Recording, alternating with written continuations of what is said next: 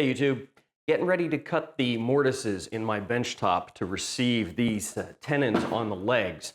And I've put so much work and material into it at this point that there's no way I'm gonna take a chance on screwing up those cuts. So I'm gonna build myself a jig out of this here piece of plywood to serve as a template for the plunge router for those mortises. This is the router setup I'm going to use to cut the mortises. This is a 1/4 inch spiral upcut bit, and this is a 1/2 inch Porter cable style guide bushing.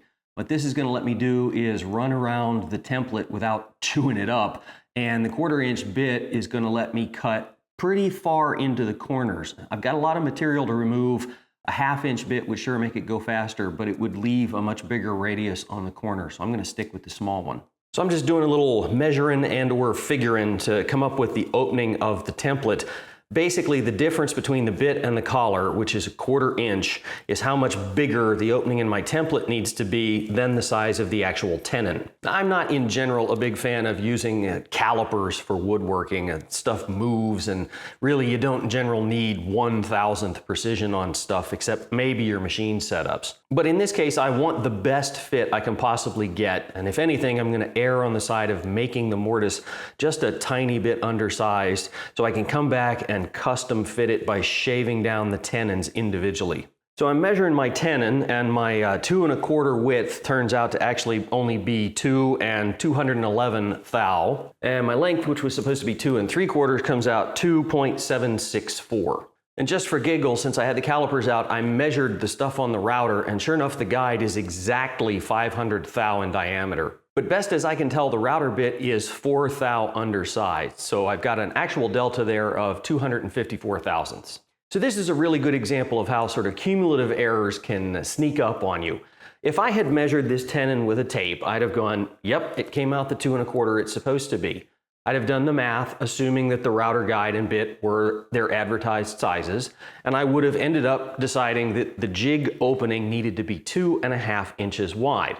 Well, by doing all of these measurements and running the calculations, it turns out that the opening in the jig only really needs to be 2 465 thou wide.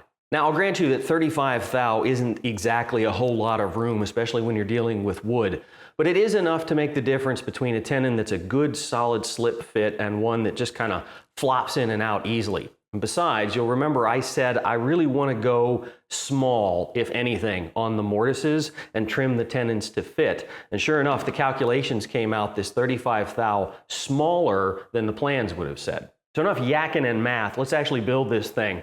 I have my fence set to the 2 465 thou distance away from the very edge of the teeth of the blade here. I'm going to rip a strip off of my piece of scrap plywood, and that strip will essentially become the spacer that sets the width of the opening in my jig.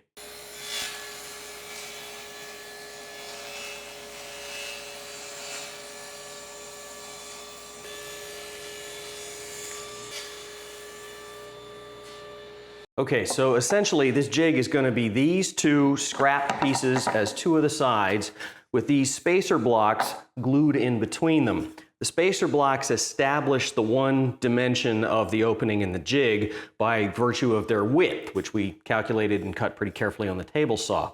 The other dimension of the opening is based on how far apart these 2 blocks are.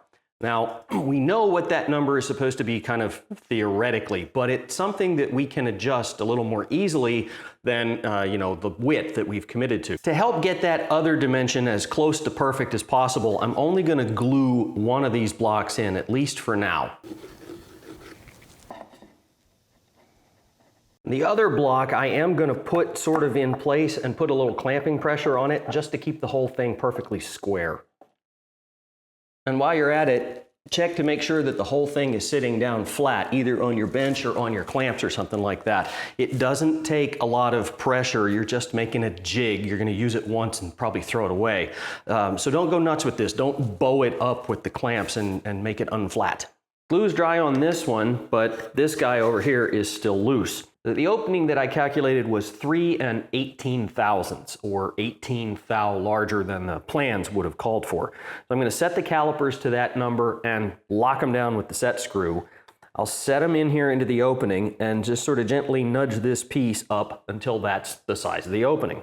Before I glue that in, I want to make a test cut. So all I'm going to do is put a little blue tape over the seams on both sides of this thing. That, believe it or not, is going to be more than strong enough to keep it from sliding in and out while I'm running the router around. I have here my official Benchtop simulator. This is nothing more than a 2x8 that I cleaned up over in the joiner.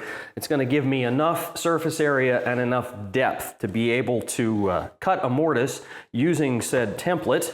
While I'm at it, I want to test my theory of where to set the template so that I get a nice flush edge between the top of the bench and the front edge of the leg. I have my square here set to 3/4 of an inch, and one of the nice things about doing a jig this way is that I can set the little wings of the side pieces in here using this square, and I'm sure that that means that this edge of the mortise is going to be that distance from the edge of my test piece.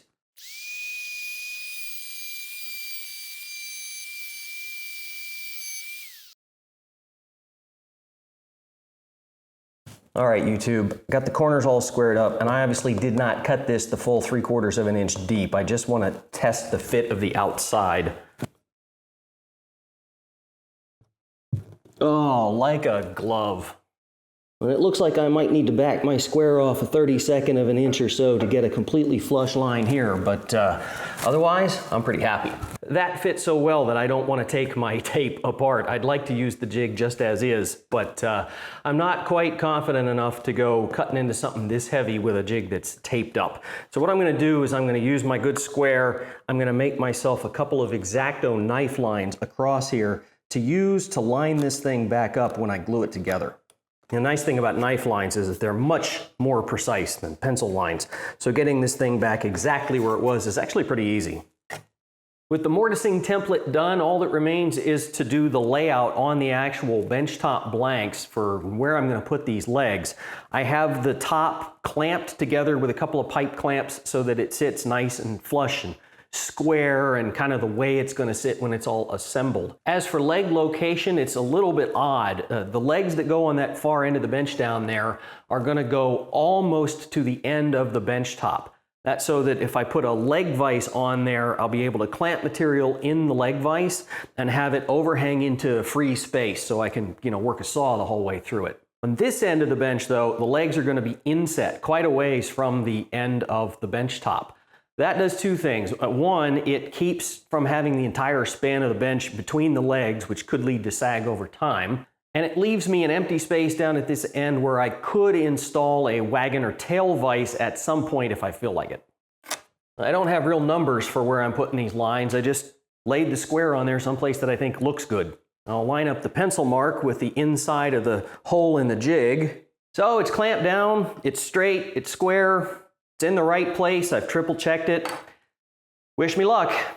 They call this stuff hard maple for a reason. I took 5 passes to cut the 3/4 of an inch to make sure I got nice clean lines. And speaking of clean lines, you will find out really fast if your chisels are not sharp when you start trying to square up these corners. That is an excellent fit, except that the mortise is a 64th of an inch shallow or something like that.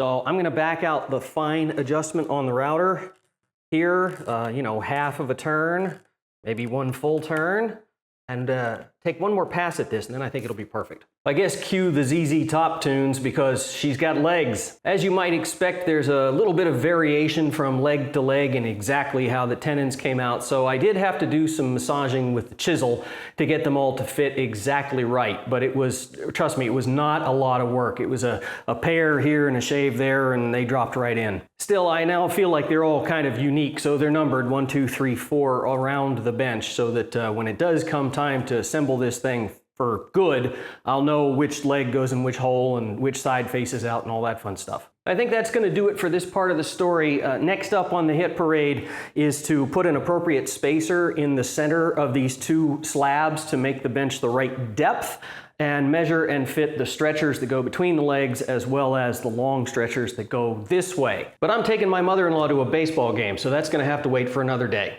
Questions or comments, leave them below. Think about hitting that subscribe button while you're down there. And as always, stay safe, YouTube.